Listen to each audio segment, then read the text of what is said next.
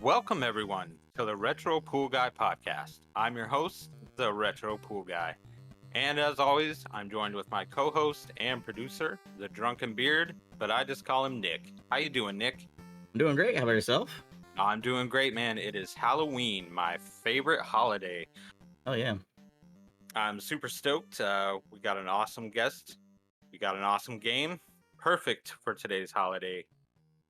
So first, let's introduce our special guest. He is the host of the P4 podcast, Evan Nixon. How are you doing, Evan? Doing great. Thanks for having me. This is the first podcast I've ever done. I've had a few people ask me, and it just never fell through. But I used to stream a lot more often back then on Twitter, and you always chimed in and talked to me for a long time with some good times. And I'm glad that it's kind of fallen full circle here. Now I'm on your show, so I'm Yes, excited dude. to be here. Yeah. I'm very excited to have you on, man. Uh, so let's talk about you for a minute, my man. Let's start with what got you into gaming. Where did it all begin for you? Man, I really owe it to my own brother because he was the one that asked for the systems for Christmas and his birthdays and all those things. He's 8 years older than me, and so we started off with the NES, and we played the really typical stuff. My brother was a Final Fantasy guy, but he had the Mario's and all the typical stuff, and it evolved into the Super Nintendo, and then after that, we had to make a decision. We're going to go the N64 or the PlayStation. My brother loves Final Fantasy, so we got a PS1, and that's where it really kind of changed for me. Like to this day, the PS1 is probably I mean, I'm not going to say probably, but it is my favorite console of all time. And that was really where it got really serious for me. And that was where I started to really get a love for gaming. And as years have progressed, I've gone off and on like through gaming. You get really busy with life and in college and such. But as of late, within the last few years, I've gotten really into racing games, and it's become something that I don't know. I didn't like it so much growing up, but now it's become this like new like lifestyle for me where I just adore racing games. I love trying new ones out. I love discovering new stuff and learning about them and seeing how they've evolved throughout the years. And it's just a lot of fun. And I love sharing that with everybody. So is it safe to say that racing games are your favorite genre of gaming? I would say so, yeah, because I'm typically playing those most of the time. But growing up, I was like a huge Crash Bandicoot fan. I still am. I still play them all the time. So I do my fair share of platforming games as well. But I'd say like 80% of the time I'm playing a racing game nowadays, anyways. It's just totally changed me. So um, you know, uh, I love to go and on Twitter and hear out what people's opinions are about games. I'll pick them up. And the great thing about some of these older racing games is that they're so cheap that you could just, really indulge yourself and buy a stack of them and then, say, oh, this game's great. This game's not. You can get rid of that one. And you can't do that with today's games because they're so expensive. I mean, they're like 70 to 80 bucks a piece, or maybe a little less than that, but they're still a lot of money. You can't just, pick and pull like that. But now with the older stuff, which I like more anyways, there's more flexibility with that. So, What Right. was your first racing game that you played? Do you remember? Was it on the yeah, NES? it's funny you said that. It was Mario Kart, Super Mario Kart on the Super Nintendo. Oh, My classic. My brother my brother just borrowed it from some kid back in the day and didn't even give it back, and we still have the same copy. I still have it. It's just, laying there You in a think box. you think that kid's still looking for it? I don't know. I should ask my brother. I'm gonna ask my brother a bunch of questions one day when I go and see him. I'm gonna say, "You remember that? Like whose game was that?" I have a feeling he's probably gonna say, "Oh, that I didn't like that kid very much. That's why I didn't give it back." Or it might have been a thing where he borrowed a game too and then never gave that back, so we just kept this one. But it would be fun to talk to him and to get like the full story. It's just like so many weird things with my brother. Growing up because of course I'm 8 years younger than him, but he had like a game genie back in the day that he got to school and he was really hungry and he traded it for a bag of corn nuts. Wow. A And game genie for a bag yeah, of corn nuts? yeah. And he was just like, "I was so hungry, I had no choice." That's what he told me. They were the chili picante ones, which are like the best ones. But I was like, "Man, that was a stupid thing you did." But man, it's just the stuff like that that we talk about when I see him. It's just hilarious. But I want to document him somehow. Maybe I'll do something where I talk about just stories from my brothers in my childhood. It makes me want to start carrying around a bag of corn nuts just in Yeah, case, you never know You when never know. somebody wants to give you their game genie for them. You never ever know. So, racing games are definitely your favorite then. Mhm. Uh, you said PS1 is what really got you into gaming. So Right. what racing game on PS1 really solidified you as a gamer? Well, the first 3D racing game I ever played on the PlayStation was Need for Speed 2, Mm. and I it doesn't hold up very well anymore, but back then it was pretty like revolutionary for the time. And the Hot music was Pursuit. great. Yeah, and so it wasn't until a little bit later when I started to really develop a liking for racing games. But the game that really left a huge impression on me was Ridge Racer Type 4. And I didn't actually play that until the end of 2003. I bought a copy of it on eBay. And I just it's the closest thing that I've ever been to falling in love with something that wasn't a living object. So that's the way I feel about it. I've never felt that way about anything other than that game.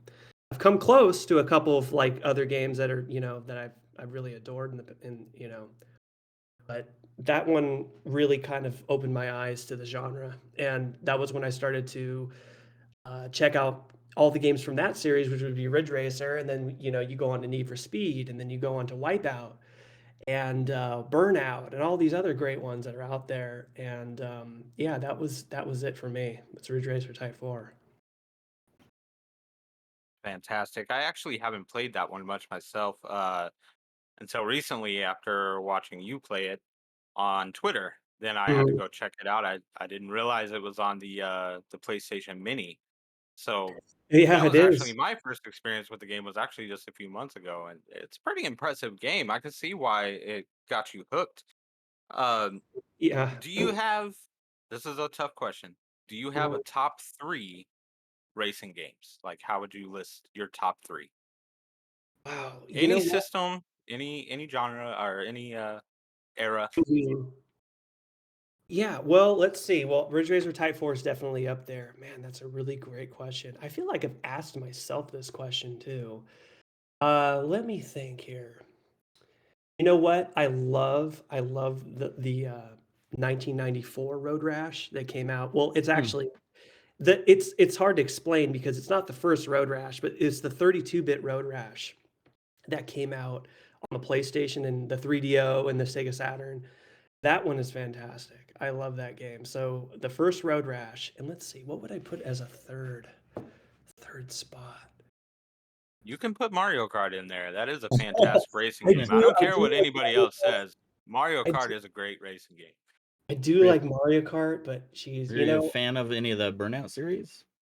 I just bought Burnout Revenge for the 360, but I haven't played it. I'm waiting for it in the mail. I've only played Burnout 2 at this moment, and I know people are Mm. like, "What? You got to play 3." Yeah, I'm three waiting three for them is in the solid. mail. I just bought them, but you know what? I'm gonna say Need for Speed Most Wanted on the Mm. 360. That's a fantastic game. It blew me away. I just recently played it like 4 months ago, and I was like, that is like one of the greatest games I've ever played. And there's a reason why, if you go in the forums or even on Twitter and you look in the comments whenever the Need for Speed page posts anything, there's a reason why people always bring up Most Wanted, because they just want it. They love, the formula of that. And they did it so well. It's like Yeah. I haven't played all the Need for Speeds, I'm far from it, but that is by far the best one I've ever played. Excellent, excellent. Yeah. Are there any other genres of games that you really enjoy, or do you just mostly stick to racing games now?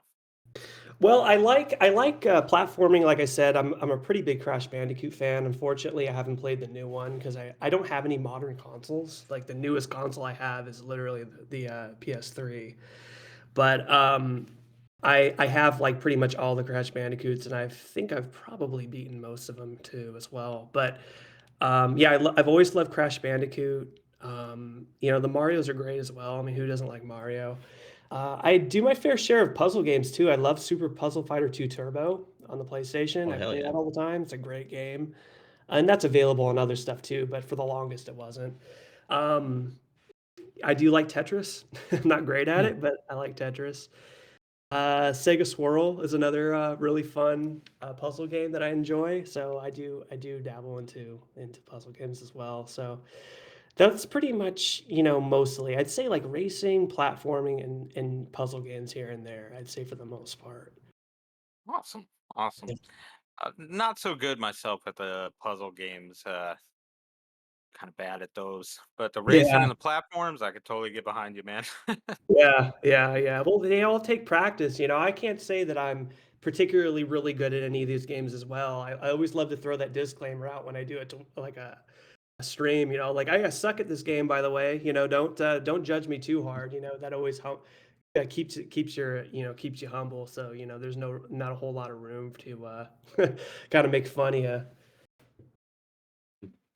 Eric All over here. right. I'm not good at puzzle games, yet he keeps suggesting these find and seek games every every episode. Well, these aren't really puzzle games. It's more of a where the hell do I go game. Mhm. Right, exactly. This Don't might worry. as At the well end be a of the puzzle game. show, I got something completely different because yeah, I thought about that, Nick. We've done two of these in a row. Last month it was Jurassic Park is totally a where the hell do I go game. And Right. then yeah, this month Ghoul School, which is absolutely another where the hell do I go game. But don't worry, at the end of the show, I got something special. It's different. We're going a different direction next month. Y'all are Mhm. gonna love it. But that'll come later. All For right. now, let's go ahead and jump into Ghoul School, shall we? Do it. All right. So, Ghoul School released on the NES in 1992, uh, produced by Electro Brain, and the developer was Scott Marshall and Gary Kitchen.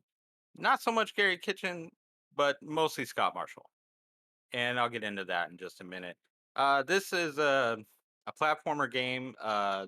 It's described as a survival horror game, but to me, it kind of felt more like Metroid, and I don't know if Metroid falls into that category of survival horror. I don't really think it does, but I guess I can kind of see where they were trying to say that with you know it being called Ghoul School and supposed to be monsters and stuff like that. But uh, so the premise behind this game is you play as Spike, who's a high school student, and he finds a skull. We'll call it a magic skull.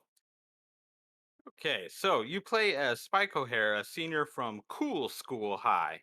And one day he was walking home from school. The date was Wednesday, October 29th, 1991. I'm reading directly from the manual here, friends.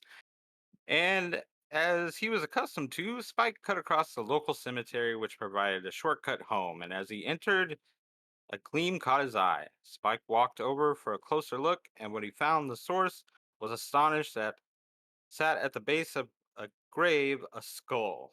Spike stooped down, unearthed the skull, discovered it was engulfed in a psychedelic glow. A storm front suddenly blew in, and Spike was caught in it. He decided to bring the rare skull to autonomy class the next day. He scooped it up, put it in his backpack, and headed home. The next day, Halloween Eve, Spike showed the skull to his teacher, Dr. Ernest Femur. The doctor was so impressed he asked to keep the skull for a special study. Spike agreed, but he was worried because the skull was twice as big as it was the day before, and it glowed more than ever. He thought the skull was laughing at him as the doctor placed it on the pedestal outside the storm raged on. The entire episode disturbed him, but he shrugged his shoulders and went with the doctor and left the room. Once alone, the skull transmitted a message to the realm of the dead. The ghouls had begun their assault. So Spike awakes Halloween morning. To terrible news, his dream girl, Samantha, had been kidnapped, and she was last seen with a lumbering hulk in the vicinity of the school. She was being held there. Spike would go to rescue her. By now, the school was enveloped by a glow. Spike watched football player after football player enter the school to attempt to rescue, but none ever returned. Reports rolled in about a haunted school. Spike watched the city's most popular exterminators pull out the massive equipment and enter the school with it. They were the Spirit Ritters Task Force. They too, along with their equipment, never returned. If if even the Ritters were not to return, then who would? Where was all of their ridding equipment? So this manual, they did a fantastic job with this manual. I almost feel like they put more time into the manual than they did the actual game. Right. Because they did some really great pictures here. These the ghost ridders people, the spirit ridders, they look just like the Ghostbusters. Uh, and it does a good job of explaining where like the weapons come from. Because if you just plug the game in without reading the manual, you see all these weird weapons everywhere. You know, this they did a good job with this Okay, so explaining they're the story. establishing that those guys dropped him then, right? So that's where. Yes, Oh, yes, okay. exactly. Okay, I didn't know that. I didn't know that at all. So that's good to know. That makes a little bit more sense then. Yeah, Because you know ghosts are very scared of towels. yeah. Right. Yes. And can be Oh, the towel disguised. weapon. Yeah. Okay, so I found it's called Ghoul School, right? And it's the realm of the undead where all these things are coming from. So my question here was, why then do some of these bad guys look like aliens? Mhm. And so I actually found out why. I was doing some research on the game, and I found an interview with Scott Marshall, and he was talking about this game, and he said that, like with most games at the time, they just ran out of time trying to make this game. So he had to go to the publishers for a little bit of help to fill in some of those creatures. So that's why you see the big eyeball guys and stuff. Scott Marshall wanted was to have like dead football players. Like, as the manual explains, these people were going in, they didn't come out. So he wanted them to be like zombies, but instead they completely ignored him and they Mm. just dropped in these like alien creatures. So you get a mix of aliens and a mix of ghoul schools or like Halloween type monsters in this game. You can clearly tell which ones were his ideas and which ones were just plugged in after reading that and knowing this. Mhm. It's pretty obvious now. Yeah. It's a shame because this game, I feel like it really could have been something special, but it just kind of falls short in a few areas. So let's talk about the gameplay. We all took a stab at this one. Evan, give us your thoughts on how this game plays out. Well, initially when I first played this, I got some serious uh, Bart versus the Space Mutant vibes with this game the first time I Oh ever played. yeah. And, the sound effects are really similar, and it's like from what I remember, that game, when you jump up, you lose momentum when you I mean, you can ju it's, like, hard to explain. You can jump up, but you can't maneuver your body while you jump.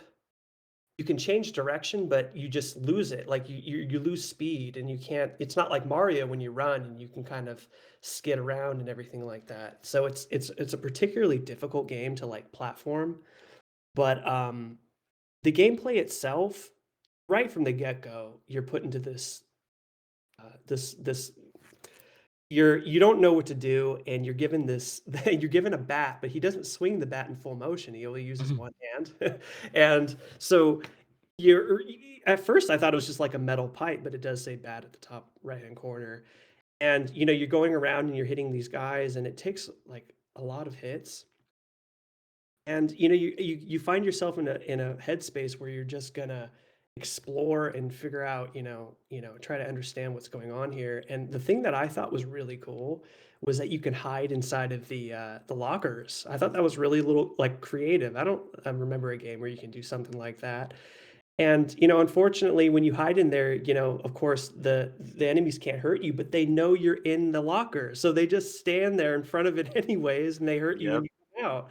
So it's completely pointless. Like this game is filled with really funny and creative ideas that just weren't executed well. And it reminds me a lot of have you guys seen the movie The Faculty by any Oh yeah. chance?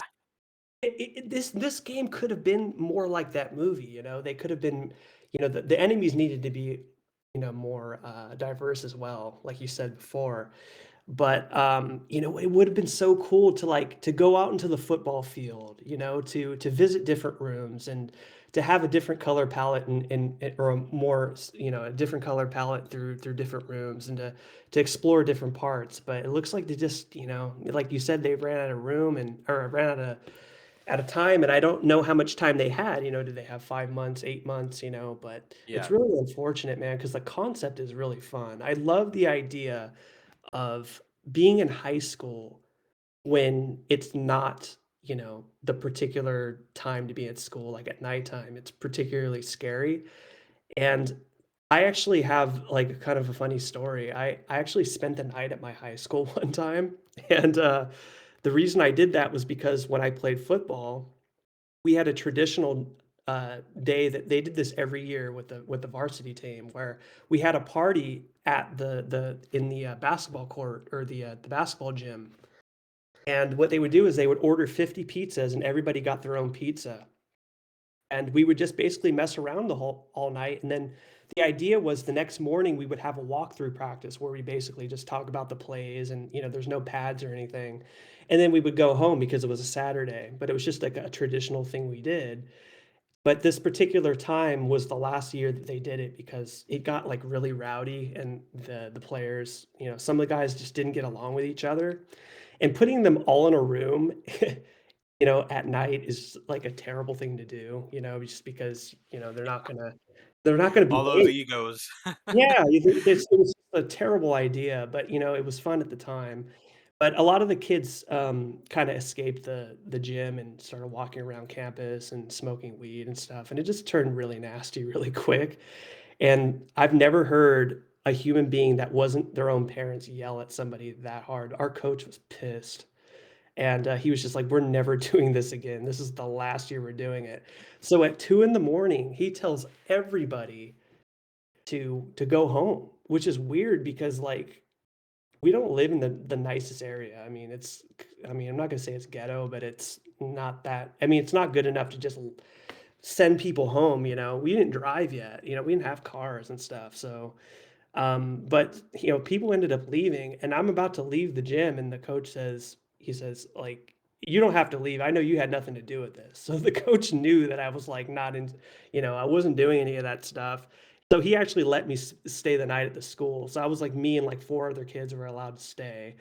But back to my original point is, I actually walked around too, before, it got really dark, but I was able to see firsthand how creepy a high school is, at nighttime because our school is, like, particularly just old. Like, it's not modernized at all, and in fact, it's probably falling apart. My high school is just abysmal, and, it is something really there's something really creepy about a high school at nighttime, and I think that, this game kinda tries to pick up on that, but it coulda did a better job, but, I like that concept a lot.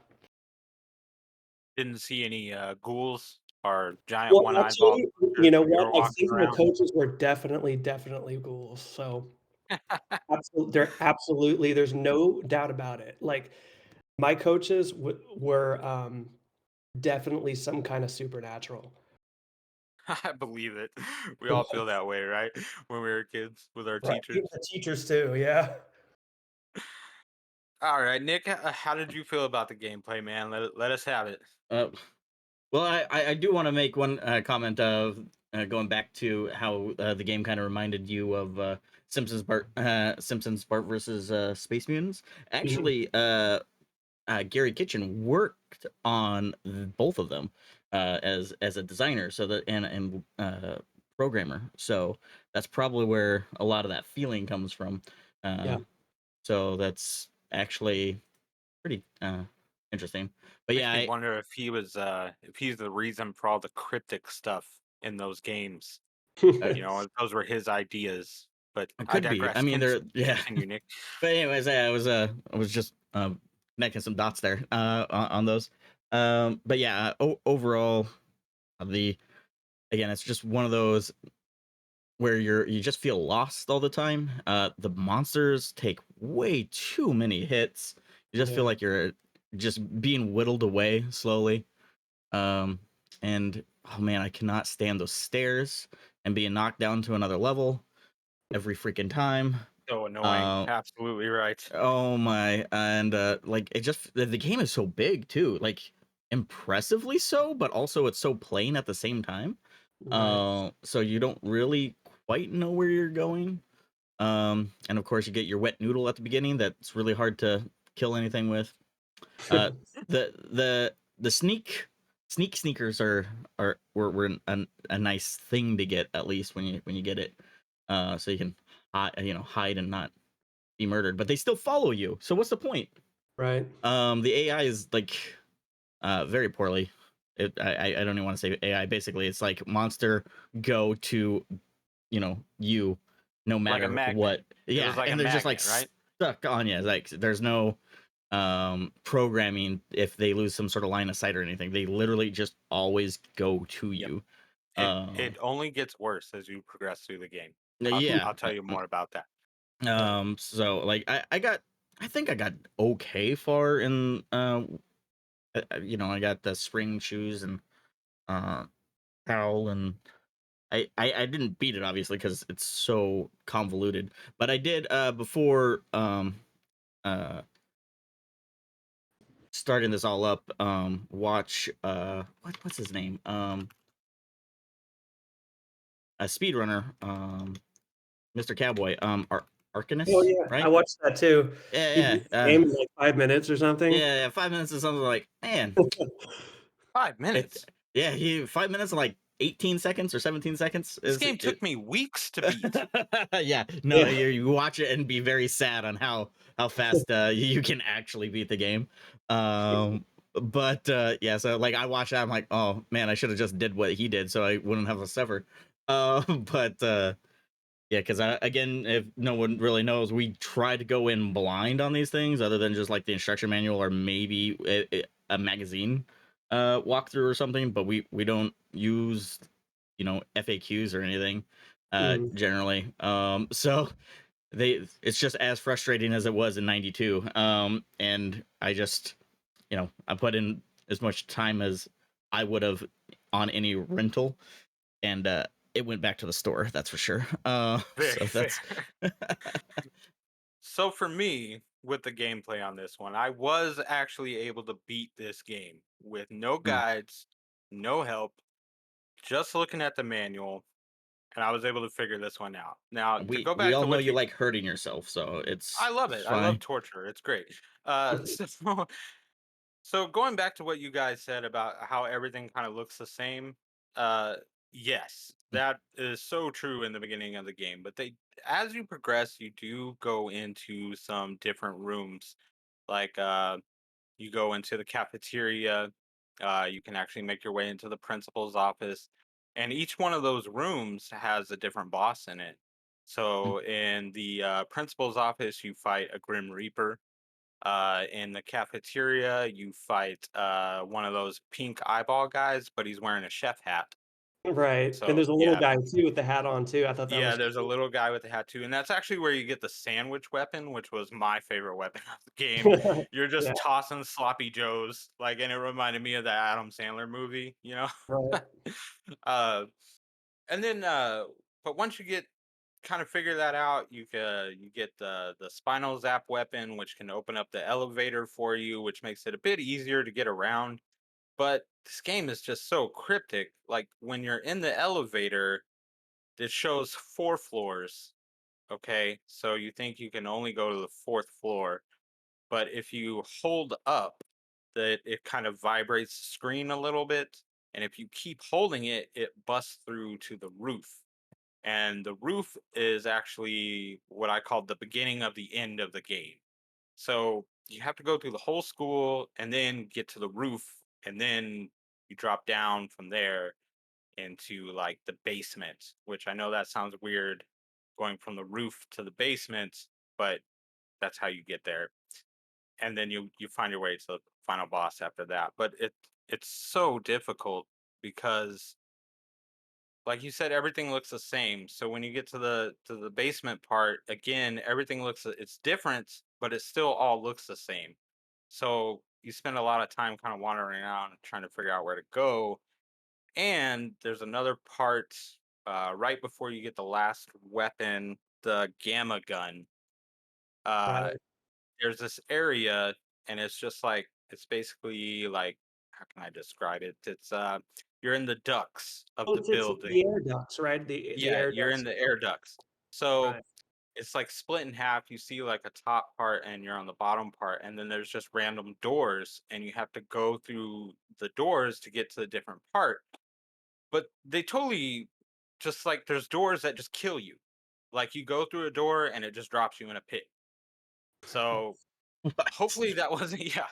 If I that didn't was get your that last far, but life, yeah, game sounds over. about right. You're starting over again. So which I have to this game doesn't have a password feature again, like Jurassic Park. Mhm. No passwords, no saves. Mm. So, but when you do get a game over, it takes you all the way back to like you just threw in the cartridge, like it takes you right back to the title screen. But if you press start, it takes you back to the entrance of the school and you get to keep all your items. Right. So kudos to them for that, for not completely screwing you over, you Right. know, and since it's like a maze. It's still a little inexcusable for a game in '92 not to have either like a battery save state or at least a password save. Some Well, sort of password, right? I mean, we've had Zelda came out in the '80s, and you could save your game on The that. Why couldn't we Super save our game Nintendo on was this? already released when this game was out. When this was released. yeah, it's such a late NES release too. I Yeah. forgot about that. 92 is like right towards the end there. I mean, the Oh, Super Nintendo was out for Christ's sakes. I mean, 91, yeah, so it's like yeah.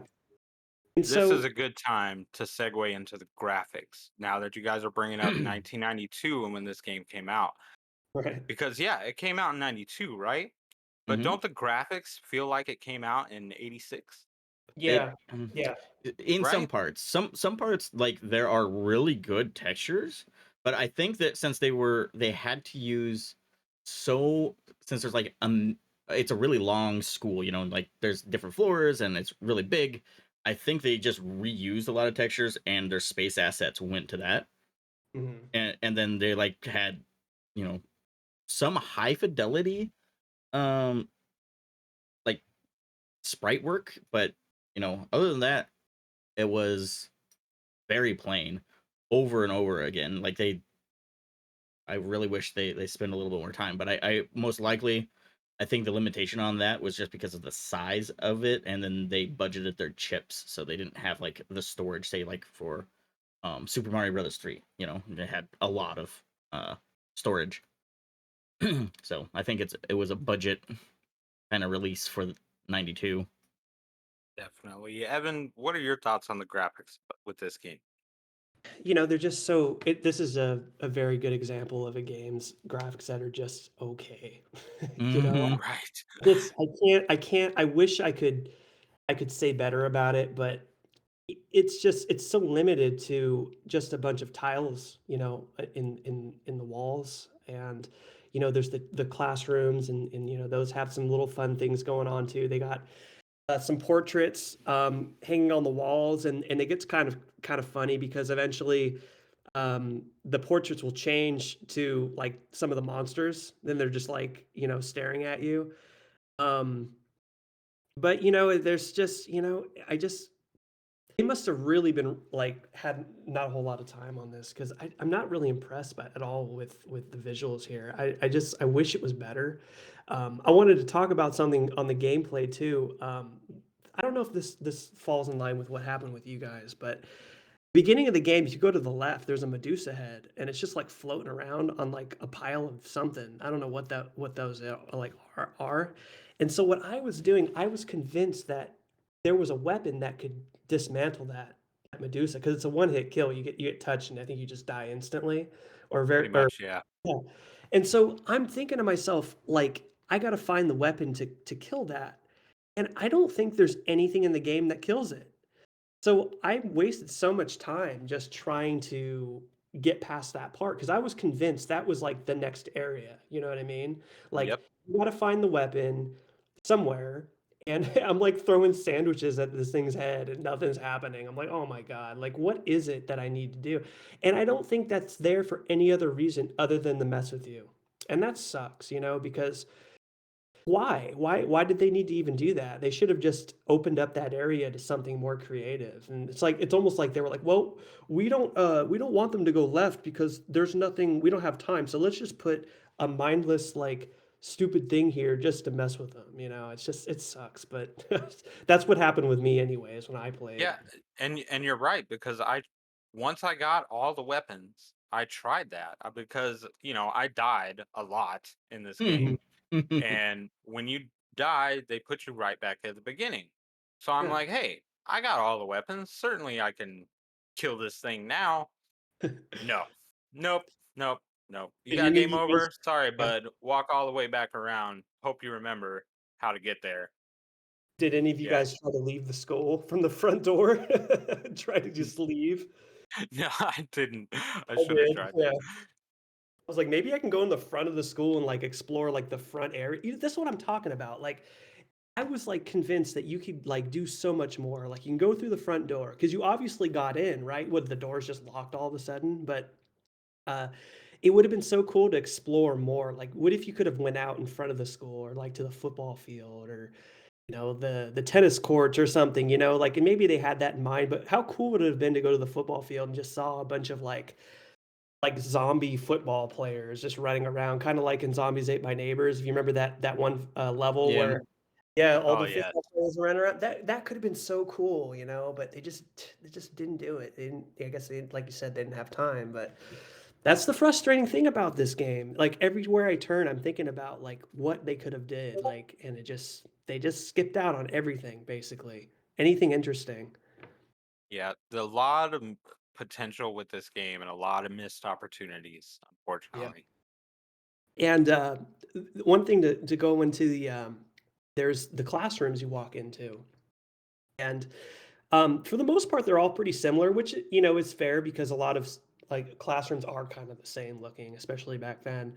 But one thing that I couldn't help but think about is like there's these apples, right? And apples give you health, and I think all of the classrooms have at least one apple. And that's basically like your health. And there's different colored ones, right? There's one that's gold, I think, that gives you like full health. And there's like a green apple and a red apple, I think.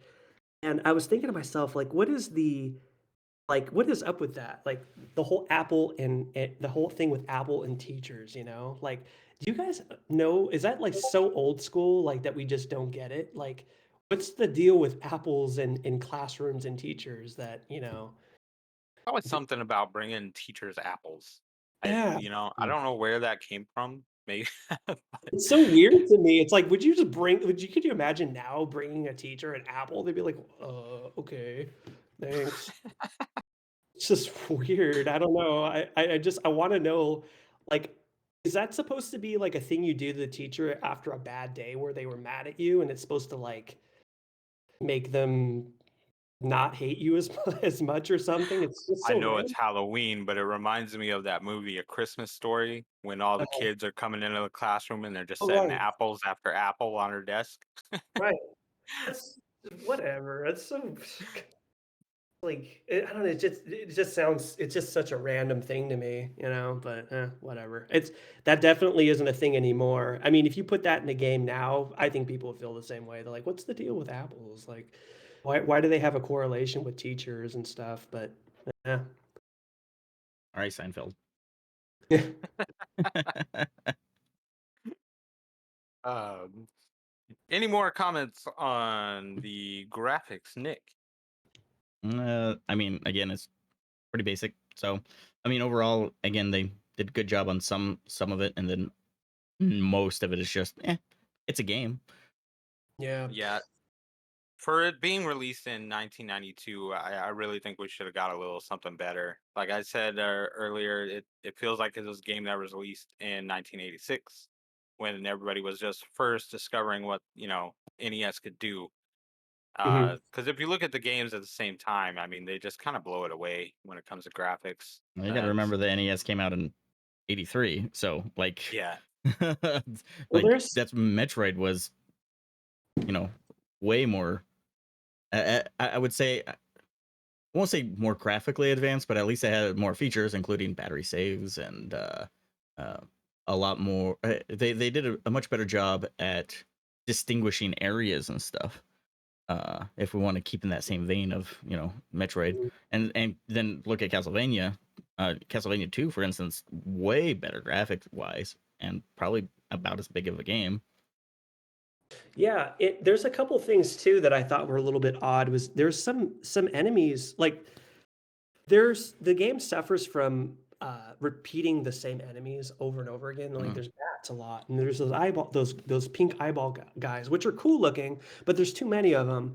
But then there's a couple of enemies that are only in the game one time. Did you catch that? yep, There's a like an alien guy. He's like an alien with a huge head, and he's only in the game for like one little part. yeah. And I he's saw two of those in you the saw whole two of them. game. Oh, Yeah, really? Oh, two, and and they were in the basement, so it was actually really really late in the game when I found those guys.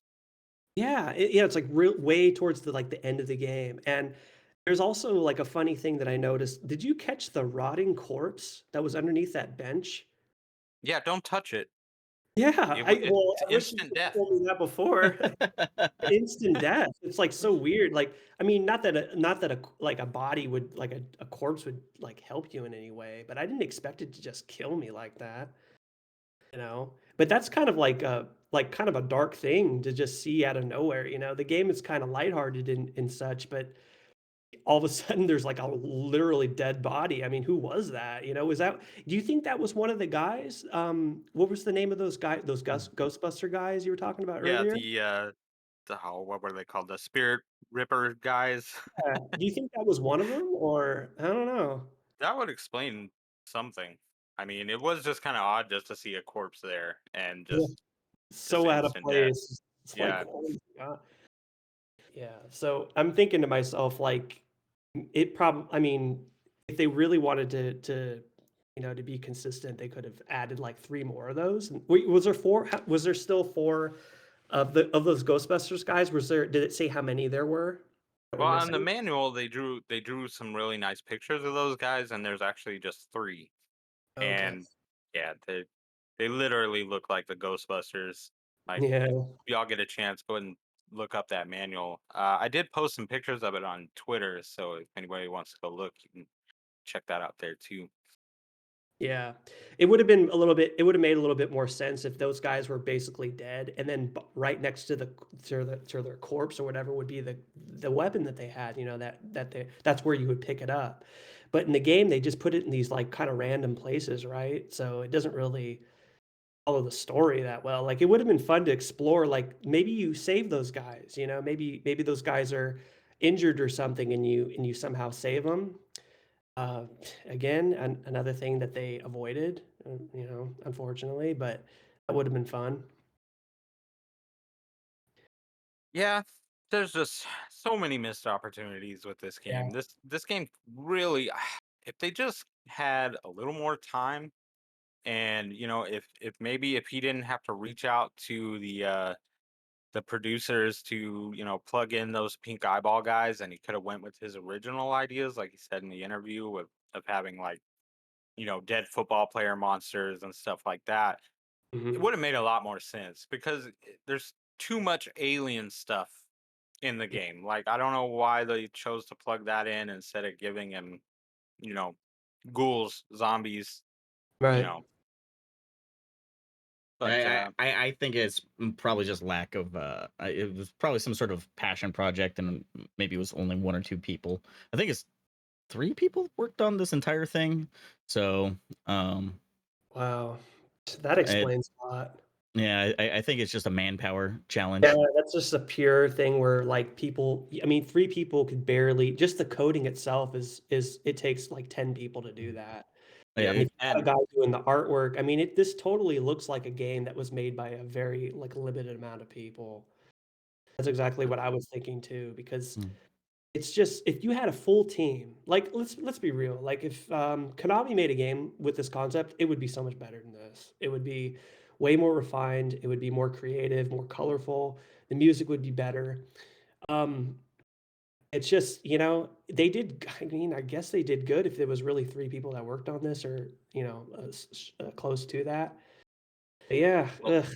Scott Marshall is actually the one who produced all the music. So the game, I feel like after reading his interview and what he had to say, this was really his baby. Like he was trying to get this thing off the ground. He talks about in his interview how he wanted like to do a big IP thing, maybe get a cartoon and like toys going, but Mm.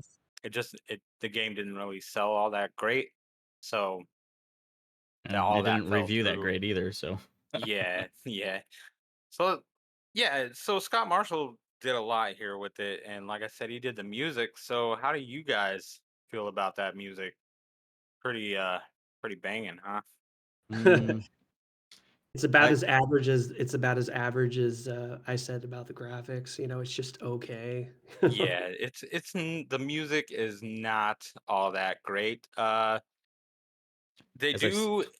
Go ahead, Nick. Go ahead. as I said many times, the music's serviceable. For Yeah. it's unrememberable, but it wasn't terrible though. I didn't want to No, turn it it wasn't off. terrible. No, it wasn't annoying or anything like that. No, not annoying, but just I don't know. I played it so much that it kind of started getting a little obnoxious in some of the same Uh-huh, areas. When you right. die repeatedly on the last boss and you have to go all the way back to the beginning and walk back to the final boss, that music gets a bit annoying. But for anybody who has been listening to the show, you remember our Gyrus episode. Now that had some banging music, right? Yeah. Mhm. So when you get to the final area just before the final boss, it's the same music from Gyrus. Oh wow. Really? Yeah, they threw that in there, and I was pretty impressed with that, and also relieved that I didn't have to listen to the same beeping noises over and over again. Wow. It was, yeah, so music not so great until you get to the end. It almost felt like they did the game like from worked it from the end to the beginning. You know what I mean? Like all the good stuff is at the end of the game, Mhm. Yeah. and you know it's all backloaded. The beginning of the game is just kind of Yeah, mundane. yeah, Go ahead, Evan. in the air duct, there's some kind of funny things in there too. Did you catch that skull? There's, like, a skull in this, like it's like a it's, like, peeking at you, kind of. Yeah, with the creepy eyeballs. Yeah, and I'm, I like, trying to avoid that. I'm thinking I'm gonna die if I touch that, and I'm thinking it's an enemy, but apparently it's, like, just a picture on the wall of it. Yeah, I spent a few minutes there trying to hit it with weapons and stuff just to see if it would do anything because there is Ye other parts in the game where there is stuff on the wall like that. And Right, like the scoreboard in the gym with the bouncing right. basketballs. If you smack that with a towel, all the basketballs go away. Mhm, right, Hmm. exactly. And if you hit the bell in the I think it's in the principal's office, all those green basketball players that they're basically like a one touch kill, they all disappear after you hit the oh, I'm sorry, I think it's a clock. There's a Mhm, clock yeah, in it there is a that you clock. smash. Yeah. And so yeah, I spent a little time on that skull with the eyeballs and just for nothing. I eventually just gave up and moved on. Yeah, it's just again, it's one of those things. It's all that's there for is just to mess with you, and I'm just like, man, like it would have been cool just I mean, just to have it as a proper enemy. It could have been like something that was going to grab you, or I mean, it could have came out of that hole and then like actually like came at you or something, and then you go a little bit further. I think it's when you get out of the air duct is the actual there's a giant skull that isn't that the one that started the whole mess to Yep. begin with? You That remember that? that's what Yep. I believed it is the Yeah, skull that he finds, that they explain in the manual. right. Yeah, you And then take so that you're out. like, "Oh, this is the final boss." And then you kill it in like a few seconds, right? Don't you use the there's that Grim Reaper sickle thing, right? And I think that Yeah. kills it. Yeah, so you kill that and you're like, "Oh, okay." But there's like you would think that that's the boss, but it's not. And I just thought that was a little bit odd. And then there's like a giant floating heart. It's so random. It's like a floating human heart that's just like bouncing around like sporadically. And it's like, what on earth? Like, why? Why a heart? Like, couldn't it have been something a little bit more creative? It's just like, okay. Yeah, I found those two bosses to be very easy compared Yeah, they to some of were. the earlier ones. Like the Grim Reaper was kind of tough because, it took me a minute to figure out what I had to do to kill it, but those, like, it didn't take me anything to figure it out. Like I didn't use a sickle, but I used the embalming fluid, and I just Right. stood there and just tossed the embalming fluid. And like Nick was saying, the AI is crap. So it just Yeah. kind of went back and forth in a circle, and I just Mhm. stood there like they never even hit me, either one of them. Yeah. The final boss, though, man, that guy, what a jerk! Like, it's basically a big giant one of those eyeball creatures, but he's like sitting on top of what looks like a heart, you know, and he shoots these like laser beams down. But as you start to get his life total down, his laser beams pick up like speed, and he starts shooting them faster and faster. And if you get caught by one, it will push you into the corner and it will keep you there until you are dead. Like you're stuck. You can't jump out of it. You can't get out of it. So you almost have to be flawless when you're fighting that final boss. Yeah, he shoots those like I don't know what they are, like thorns or something at you. And if you go to the far corner, it's like a weird glitch where if you put on the I think it's the what's the name of the spring shoes? I can't remember if it's the spring There's shoes. the spring shoes and the suction cup shoes. I can't remember which one it is, but I think if you switch to those and then switch out of them, the the thing he shoots at you goes over your head each time, and then you're supposed to like I don't know attack him in between, but you got to keep doing it. But you got to attack him in between each of those. Yeah, but that's like the glitchy way to beat him, you know. But other than that, I don't know the proper way, so to speak. I How had I to did do it, the I just so there's like that little pit right in front of them, and what I did is I got close to that because he shoots those little laser thorn looking things at an angle. So I got right there and basically just tried to time my jumps when he got close, and I used the sickle on him, Mhm. and that seemed to work pretty well. But then once I beat him, you see what's her name there, Samantha Pom Pom, right? Right. The girl you're trying to rescue there, she's trapped underneath like some layer of something. So I killed the boss and I was like, oh great, I'm gonna go free her, and I just walked over and stepped on it and died. Mm. Yeah. I So knew you you have were gonna to say that. yeah, you have to hit it with the embalming fluid to let her out, and then you drop down in the pit, and that's the end of the game. Did you know that you can actually throw the sandwich too and it works? Yeah. No. Yep. Yeah, you can throw a sandwich in there and it helps, and it diffuses that, like, laser beam or whatever it is. Yeah. I don't know, Uh, I think, like, I think I don't know about the other weapons, but I almost wanna say that, anything will do it, but I'm not actually 100% sure on that, but I watched a playthrough of the game a long time ago, and I remember, noticing that the guy threw the sandwich in there, and I thought that was really funny. Yeah. And he's like, and for the sandwich, and Right. Does the sandwich have a particular power towards a certain enemy that's, like, better than anything else, or is it just kind of like a kind of just a funny little weapon, you know? you Like, is know, it the only thing I saw that it was specifically effective on was the other creatures in that kitchen area. There's some they look like basketball players. They look like they're wearing basketball jerseys. That's why I keep calling them basketball players. 'Cause and you hit them with the sandwich, and it seems to take them out faster than other weapons. That makes no sense at all. Like, I mean, come on, like a sandwich. Like, why is that a weapon? That should just be food. Like, that makes more sense for that to be health than an apple. Yeah. I Well, mean, and it's of so random. course, if you go back to the manual, it's apparently a weapon that was brought in from one of those Ghostbusters guys. Oh god. Maybe they just left It their was lunch their laying lunch. around. Yeah, yeah, Yeah. Ugh, God. I mean,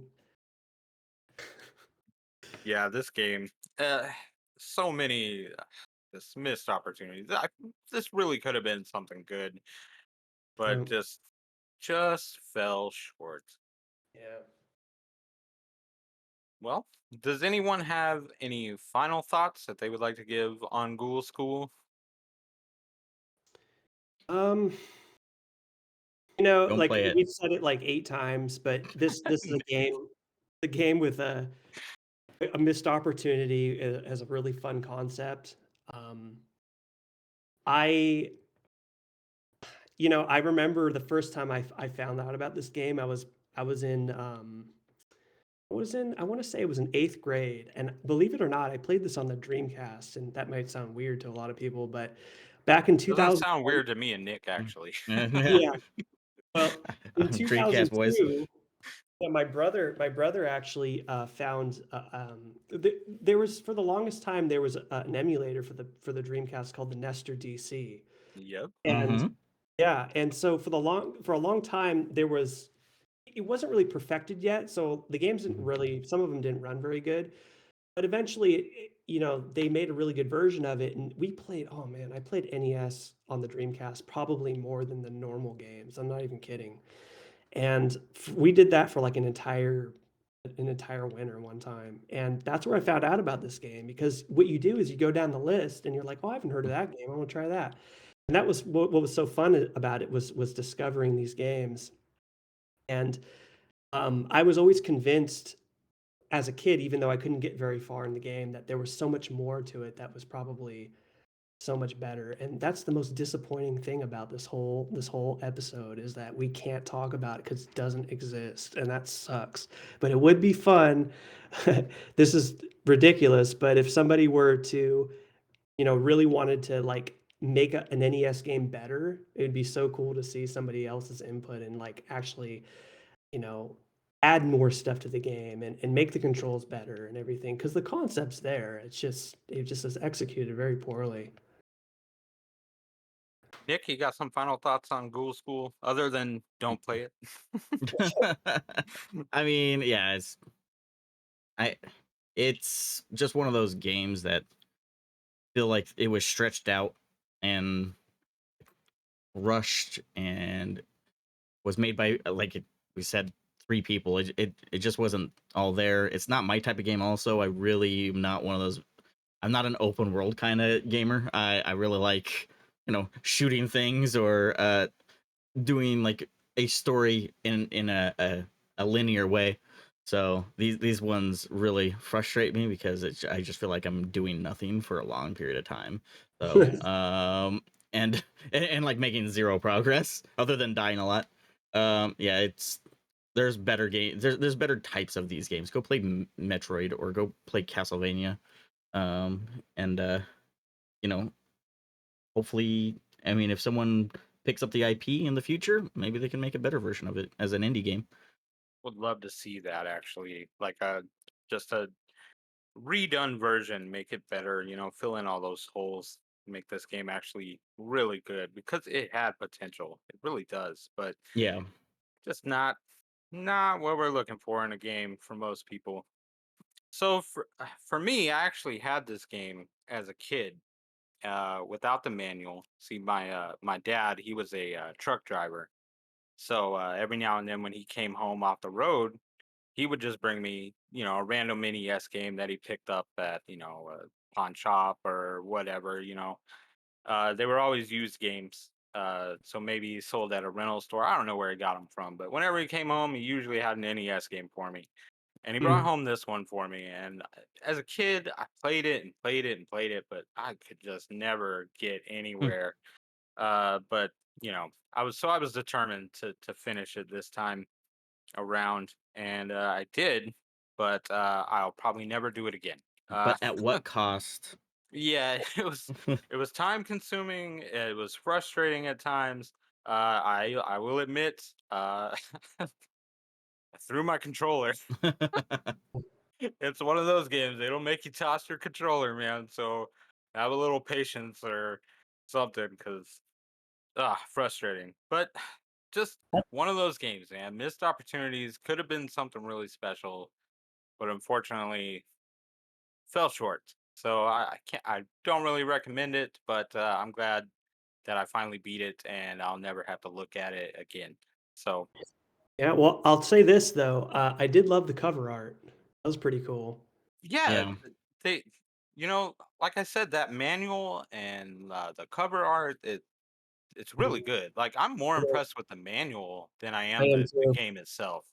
Like, that manual is really cool, and I love the backstory and everything. So it's just once you pop in the game, it's like, what the hell is this? Like, this is nothing like what the manual just said.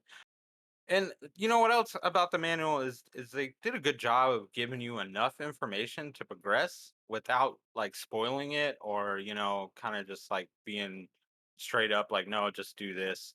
Like they give you hints, and it's just enough to let you progress the game without ruining it for you. Yeah. Did we wanna talk about the ending, or do we not wanna do spoilers? Oh, we can talk about the ending. Y'all want to talk about the ending? I Sure, mean, because I don't sure. think our listeners are going to be going and playing No, this one, to be let's honest. save them some time. Let's save them the time. Spoilers if you haven't beat it in the last 30 years. No. Yeah. Yeah. Well, Retro Pool Guy did one for the team, so That's for he sure. beat it so you don't have to, so All right. So at the end of this game, you free Samantha Pom Pom, and you're standing outside the school. And maybe I did record this. I'm on, so maybe I'll post it to Twitter for you guys. But you're standing outside the school. The lightning starts crashing from that storm that they talked about in the manual, and it's actually a pretty cool scene. That's probably where they put the most work in this game, was the end. y Yes. right. It's So true, yeah. you see all the ghosts start flying out of the school and stuff, and then old Spike, man, he goes to make that move, and he steps closer to Samantha and reaches for her hand, and she just looks at him and takes a step away to the right and totally rejects him. Like, She's just Oh. like, "Ew," like, "You yeah, she saved was me, like, sure, but it doesn't mean I no. like you, though." I'll be uh honest with you, I like that. I do like that because how cliche would it have been if that girl would have just, like, fallen in love with him? It's just like, "Oh, yeah, how many times have we seen that before?" Um, yeah, just because you save a chick, I'm sure she appreciates it, but that doesn't mean she's gonna be in love with you and gonna be all romantic with you. So I actually thought Yeah. that was kind of a funny ending? Yeah, and I really like how, like, if you just let it play, he just like stands there, and like every now and then he like turns his He just head and looks looks back at at her, her, yeah, I know. and he's just Oh. like, man, Yeah, just can't believe, you know? he's, like, thinking that she's gonna change her mind. He's like, "Oh, I'll just look at her again. Oh, no, she Yeah, doesn't like me still." But she's still standing there too. It would've been funny if she just walked away, but, right. Or if like a football player came out of the school and she just left with him, that would have been Oh, that would've awesome. been a good idea. That would've been a good idea. 'Cause, it would've made sense, but again, they didn't think things through, unfortunately, but Yes. So kudos to them for a good ending, but also about the ending, it's one of those games where you can't like press start and start the game over. Like once you get to that screen, that's it. Like you have to turn it off or reset it. You're done. Like oh, you can't really? It just, doesn't even yeah, go to you the can't main. just restart the game. Yeah. I don't know why that kind of irks me about games, because I guess I'm always hopeful for like a second quest, or something like that. But Right. but nah, it's just, nope, you're done. Turn it off. That's it. That's So funny. I don't know, I guess they figure when they do that you're not gonna I mean, it's it's like the game's over. There's no reason that the person would go back to the main menu anyway, so they just leave it like, in such a way where you can't escape it. That's interesting. There's a few games that I've seen that have done that. The game just kind of freezes, at the end. Yeah. Yeah. All Oh. right. Any other thoughts on Ghoul School before I Mhm. make some announcements for next month? Um, I remember there's a couple times where in my head, like during this episode, I actually thought about saying Ghoul Patrol, which is the sequel to Zombies Ate My Neighbors. And I don't know why I always like for some reason I always like think of that name. And I was like kind of confused myself, but I didn't do it here, which I'm happy for. But that's another kind of lackluster game. But it wasn't terrible, but it felt like it should have been better than it was. But another kind of Halloween themed game as well. But other than that, not really, man. I think we covered pretty much everything that there is to I say. think we got it. Nick, any final words for Ghoul School? Never again. Never again. Yeah. I can't blame you, dude. This Mhm. game was such a pain in the ass. Mhm. Um, all right, let's talk about next month. So earlier here in the episode, I promised that we were going to take a different direction with these games. Yeah, we did Jurassic Park. Where the f do I go? Ghoul School. Where the f do I go? So I want to do something a little more straightforward and fun. Have you guys ever heard of Skull Monkeys for the PlayStation 1? Yeah, I have it. It's a great game. You It, have it it, yeah. It That it reminds game, me of, it reminds me of Donkey Kong Country kind of as far as, like, the controls and everything, but yeah. it's yeah, the sequel to Neighborhood, and they went a different direction with it instead of like a kind of a puzzle game, sort of. It's not really a puzzle game, but, no, it's fantastic. Yes, so that is the game we're going to be covering next month, and I'm really looking forward to that because it's more straight on platformer type game. So Nick, I think you'll be much more pleased if you haven't played that game before. Uh, you're gonna like this a lot better. I promise you Yeah, that. I remember seeing it in stores. I have actually never played it though. It's a good one. I was super impressed. So, but we'll have to save that for next month. Also, I have to make another announcement here. If any of you are familiar with my Twitter account, which I hope you all are, at Retro Cool Guy on Twitter, uh, you might have noticed I've been tweeting out some cryptic tweets just saying that they're coming. Anybody catch that by chance? Yeah, Well, a few who I'm times. talking about is the Nemots. The Nemots are coming. I have been chosen to be one of their alpha testers for this new game coming out called the Nemots. And I don't normally give away who our guest is going to be, but this time I am. We're going to have Derek Laporte on next month as our special guest, and he is the game developer for this game. So over the next month, I'm going to be doing some stuff with them, making some videos, helping them kind of promote their game. Hopefully, you guys will check that stuff out. I'm really looking forward to it because I've never been an alpha tester before. This is new to me. So, Nick, I know you have experience with alpha testing. So maybe you can fill me in when we're off air and tell me how that's going to go. Uh, It's going to be playing a lot of hours in an unfinished game and reporting bugs. And by the time the game comes out, you never want to see it again. But other than that, that's usually how my testing career went for Metal Drift and space, was it Space Engineers? Yeah, Space Engineers and God.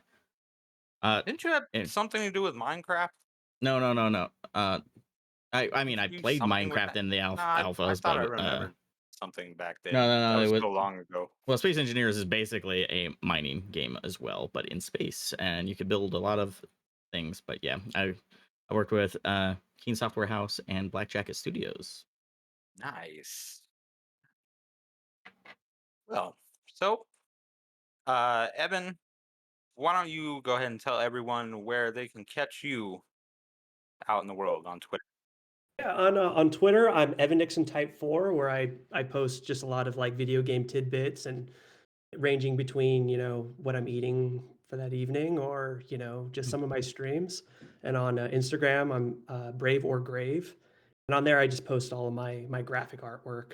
So feel free to spy on me if you want to. I already do. Uh, all right. Well, folks, I think that's going to be it for today. I hope you all have a very happy and safe Halloween. I know I'm about to go do some trick or treating with the kids. We're having a party, dressed up. It's going to be a good time. Uh, so, yeah, we will see you next month. Thank you all for tuning in and listening. And always, please remember the light at the end of the tunnel may be you. Goodbye.